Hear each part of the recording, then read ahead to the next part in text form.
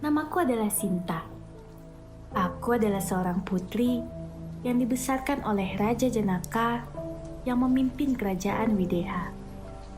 Saat itu, kerajaan Wideha dilanda kelaparan dan ayahku Raja Janaka melakukan upacara dengan cara membajak tanahnya.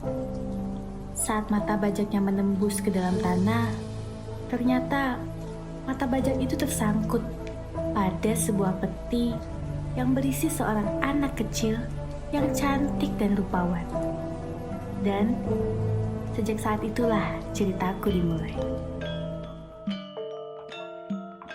Aku dibesarkan di Istana Mithila, ibu kota Wideha, oleh ayahku Raja Janaka dan ibuku Sunayana, permaisurinya.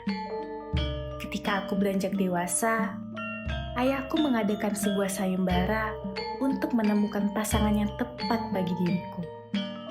Sayembara tersebut adalah dengan membentangkan pusur pusaka Mahabharat Anugerah Dewa Siwa.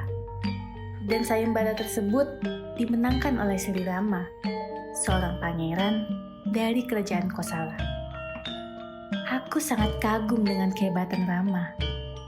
Dan ternyata kekaguman itu menjadi rasa cinta yang dalam dariku untuknya.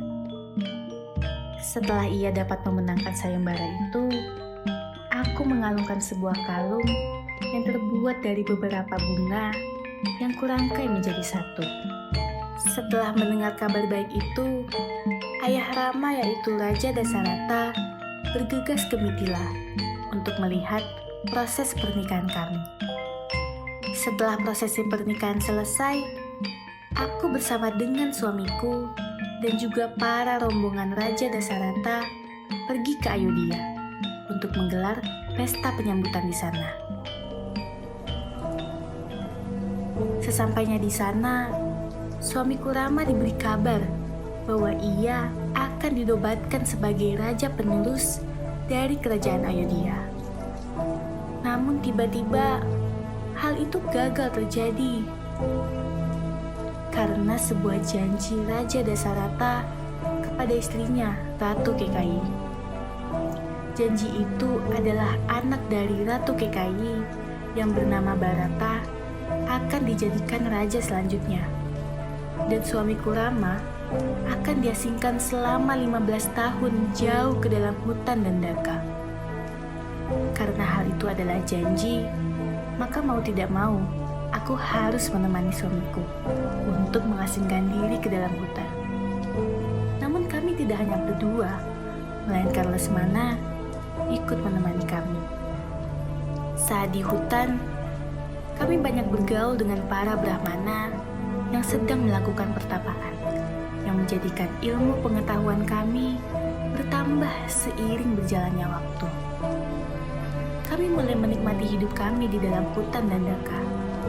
Sampai pada suatu hari, ada seorang raksasa yang menemui dan menggoda Rama. Sebagai istrinya, aku merasa cemburu melihat kejadian itu. Namun, Rama membuktikan cintanya dan menolak mentah-mentah godaan itu. Namun raksasa itu tidak terima dan berusaha membunuhku. Aku berhasil diselamatkan oleh Lesmana, dan raksasa itu lari dengan perasaan takut dan malu. Suatu hari, aku melihat seekor kijang dengan bulunya yang keemasan. Kijang itu sangat cantik. Aku ingin sekali memeliharanya. Akhirnya, aku meminta kepada suamiku untuk memburu kijang itu. Rama akhirnya pergi memburu kijang itu. Tapi, setelah sekian lama, Rama belum kembali juga. Aku pun meminta Lesmana untuk mencarinya. Sebelum dia pergi mengejar Rama, aku diberi sebuah pantangan olehnya. Di sekelilingku digambarnya sebuah lingkaran, dan aku tidak boleh keluar dari lingkaran itu untuk berjaga-jaga apabila ada sesuatu yang tidak diinginkan. Mereka tidak kembali juga. Tiba-tiba, seorang Brahmana meminta sedekah kepadaku. Aku pun memberinya sedekah. Yang tidak kuketahui, adalah Brahmana itu adalah Rahwana yang ingin menculikku. Tanganku sudah terlanjur keluar dari lingkaran itu. Aku diculik dan dibawa ke Alengka. Di tengah jalan, kami dihadang oleh Jatayu. Terjadilah pertarungan hebat antara mereka. Tapi sayangnya, Jatayu berhasil dikalahkan oleh Rahwana. Sebelum aku dibawa oleh Rahwana, aku berpesan kepada Jatayu agar memberitahukan keberadaanku. Di Alengka, aku ditempatkan di sebuah taman. Disinilah aku menunggu suamiku Rama untuk membebaskanku dari belenggu Rahwana. Hari-hariku di sini aku habiskan dalam rayuan Rahwana yang terus-menerus memintaku untuk menjadi istrinya. Aku terus menolaknya, tapi ia tak menyerah. Sebagai seorang wanita, aku harus tetap setia dengan pasanganku.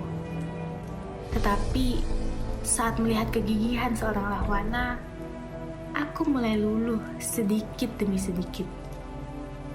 Tapi aku tidak serta-merta jatuh ke dalam pelukannya. Suatu hari, aku mendengar sebuah lantunan lagu. Aku mencari siapa yang melantunkan suara semerdu itu. Ternyata ia adalah Hanuman.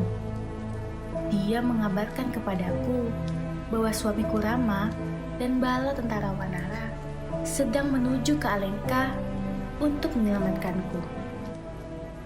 Setelah menceritakan hal itu dan melihat keadaanku, Hanuman segera kembali untuk memberitahukan keberadaanku kepada Rama.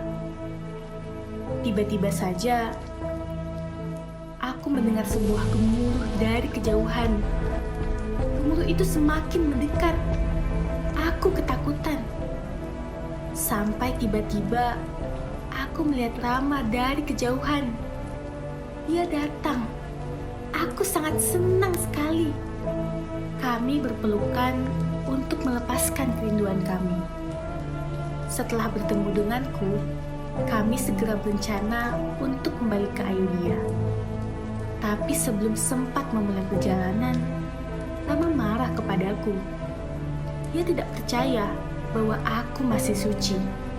Dia mengira bahwa Rahwana sudah menodaiku selama aku berada di Alengka.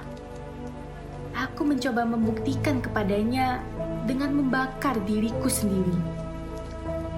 Tapi nyatanya, aku tidak terbakar sama sekali oleh api itu.